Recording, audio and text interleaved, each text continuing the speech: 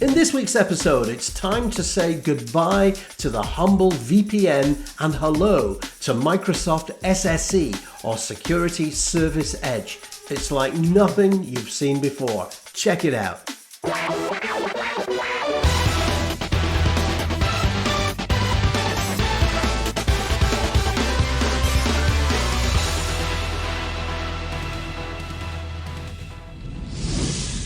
Greetings, my fellow YouTubers. How are you today? I hope that you're all well. Well, in this, the second of 3 interviews with Microsoft's Jeremy Chapman, who is the director of Microsoft 365 and, of course, host of Microsoft Mechanics. In today's episode, we're going to talk about Microsoft SSE, or Security Service Edge, the next generation of network security feature. And I guarantee this is going to blow you away. So make sure that you stay tuned right to the end, because there is some super cool features and announcements coming up here. Very exciting.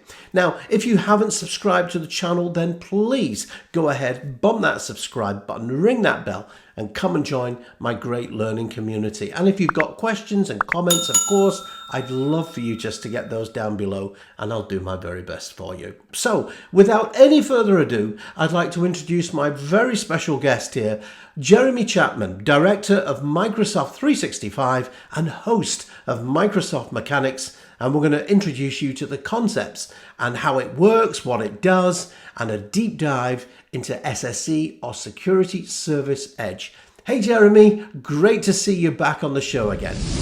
Great to see you today.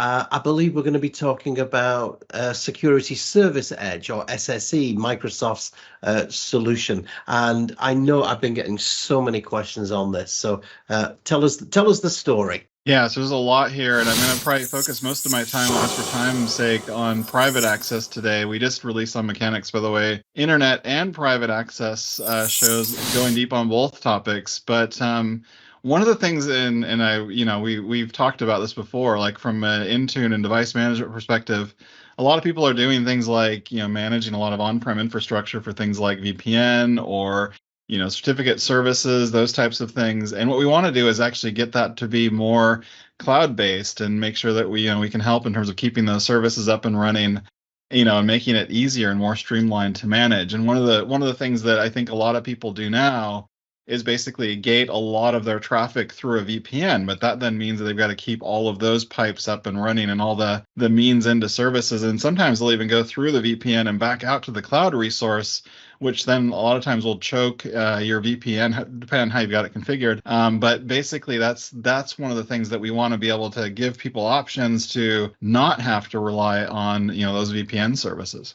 And the other thing, by the way, beyond that is the ability to then not just do that, but take conditional access and identity-centric controls that you think of, like, for example, is the user at risk? Has their password maybe been compromised? Are they logging in from a location that they've never logged in before? A wireless network we've never seen or don't trust?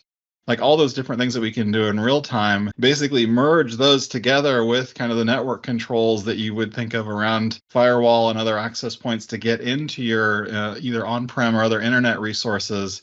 And that's what the Security Service Edge is really about, is taking kind of the network controls and the identity controls that you have with things like conditional access, bringing those worlds together so you have ultimate control in terms of gating access to the people who can prove they are who they say they are effectively. Yeah. So just before we came on air, we were talking about conditional access, and we were saying that this is essentially conditional access on steroids. So we were talking about the users, devices, the applications that they're using, and these are all just signals, of course. And now the network is of course, the ultimate signal, right?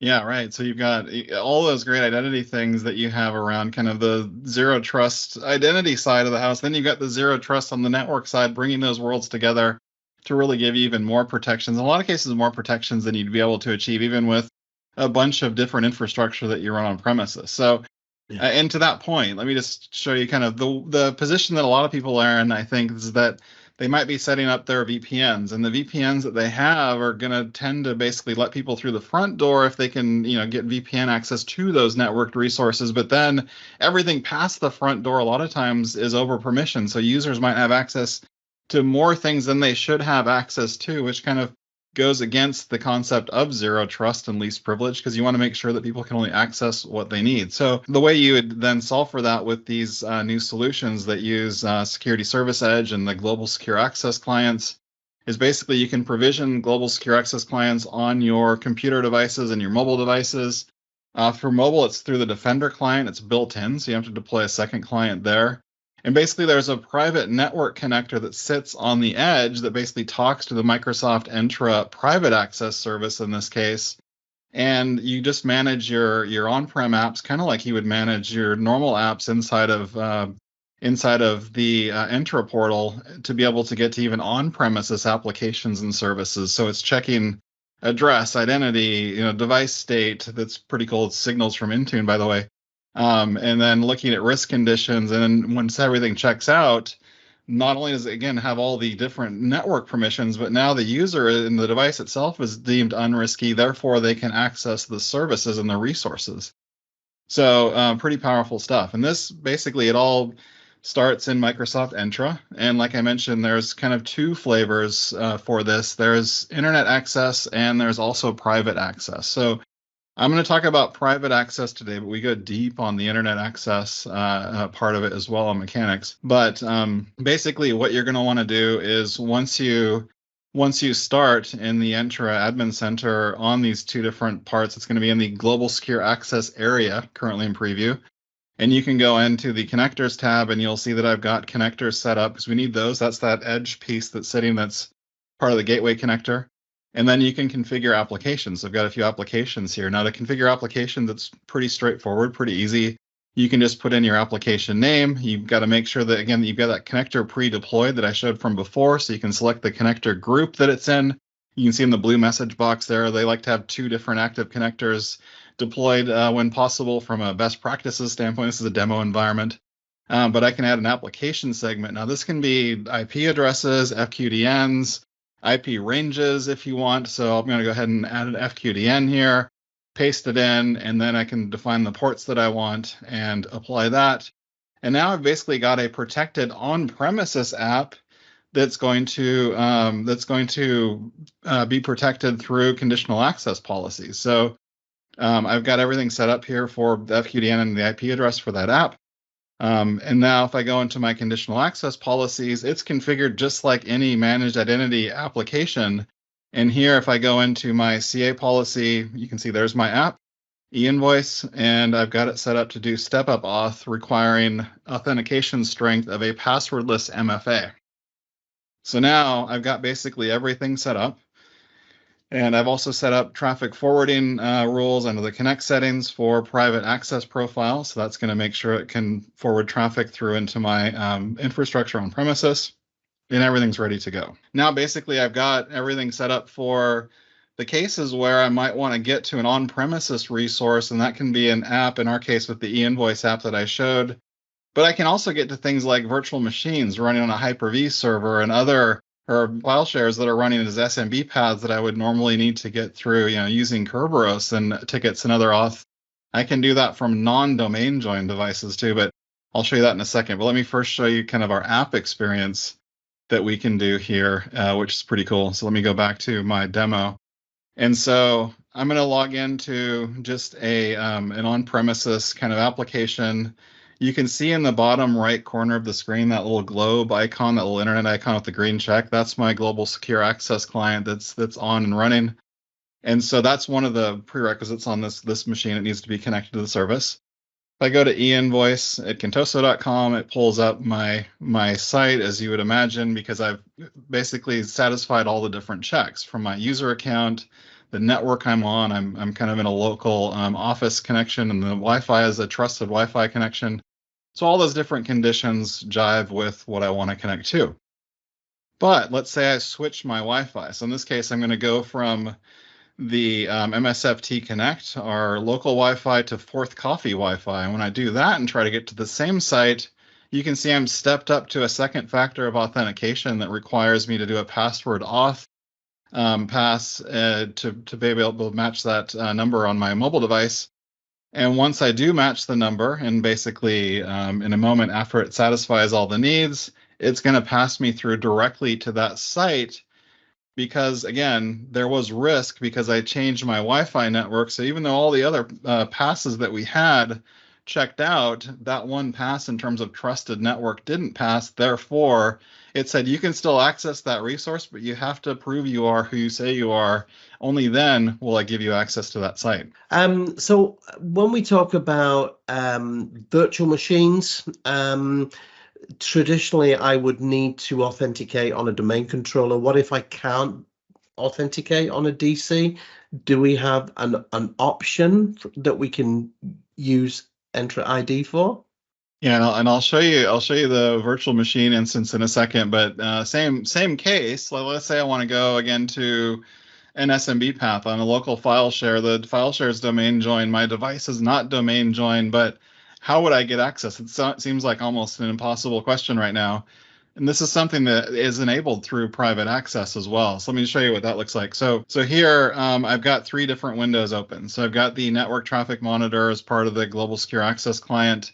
I've got a file explorer window in the lower right corner that's basically going to be used to try to get to my SMB path. And then I have a command prompt open. It almost sounds like a joke. These 3 windows go into a bar. No, but basically all these different windows are going to play a role in this demo. So I'm going to start out in the command prompt. And now the first thing I want to do is just make sure in the command prompt, I want to actually go in and I'm going to run a basic command, dsreg command, and look for my status to see what my domain join status is. And you can see I'm not domain joined. I'm only Azure AD joined. So I don't have any of the domain stuff on this box. If I do a klist, then the klist says I've got 0 cache tickets. So Kerberos listed nothing. So now if I try to go to my server, well, what's going to happen? Well, I'm using private access here. It knows that I can get access to it, again, if I prove I am who I say I am. So I enter my username, password. This time we're doing MFA with an SMS text-based code. So we enter that in. Now you'll see a bunch of traffic to port 88, which is basically our Kerberos auth going through and sending back what it needs. And now it's giving us our SMB path resolving to get to the critical data that we wanted to get to. But it's done all of this using the private access security around it. So if I run my klist command again, even though this device isn't domain joined, I'm able to get 2 Kerberos tickets or basically delivered to me on this device so I can access that resource securely, even though it's using kind of that more legacy auth type with Kerberos. Okay, so I mean, looking at that, you sit back, it's a small feature, but this is potentially a game changer, because why do we still have that DC on premises to authenticate users to file shares that are still on premises? So now that that's completely gone, and that this solves that problem, so absolutely a game changer in my opinion. Yeah, and the other thing, I guess, again, with things like hybrid domain join and all the different hybrid stuff that you're doing with your devices now, if you fully adopt something like this, and a lot of that infrastructure can go away too, because you don't need as much on-prem infrastructure to run this. Obviously, in our case, we still have some, because our file share in that case was on premises. We might have some Hyper-V machines if we've got some hosted virtual machines or something on premises, but a lot of that infrastructure that's kind of managing the access controls into those different resources can go away. So you have to run as much and keep those things up and running with high SLAs to make sure people can get to them. They're just cloud services that you subscribe to, and then basically the Entra service manages the rest. Yeah. So finally, you were going to mention the virtual machines. Yeah, that's right. That was the original question that you had was around virtual machines, and I kind of went on a different SMB path, bump. So let me go and show you what virtual machine access looks like, but this time I'll do it from an actual mobile device. So let's say, for example, I want to get to a VM running on premises and I'm on an iPad. So that will work in this case too. Again, remember, like I said before, the Defender app actually has the global secure access client built into it. So You can see I've got the Defender app for that on the upper left corner with my GSA client basically built in. And I have the Authenticator app, which we'll need in a second, and a remote desktop client, which I'll need to get to my virtual machine. So now the first thing I want to do is I want to test access to my VM. You can see it's clearly a local address. I'm at 10.0.0.6. So if when I go to connect to it, I see that I get this sign-in required. That's basically our global secure access client telling me I need to authenticate through effectively Entra ID. But not only does it want me to prove I am who I say I am, but in this case, I can even couple it with the controls around just-in-time access as an admin for privileged RDP. So kind of like you do just-in-time access with privileged identity management now inside of Entra, I can do that for specific resources on the network. That way, even like my Hyper-V server, I can control access to that as a just-in-time thing, so I don't have to leave anything open for long periods of time, which you don't want to do, especially with like RDP traffic. So great thing is, through this, by the way, all of that traffic that's going through that gateway I showed in the architecture drawing, it's all outbound. So there's no port 3389 held open the whole time.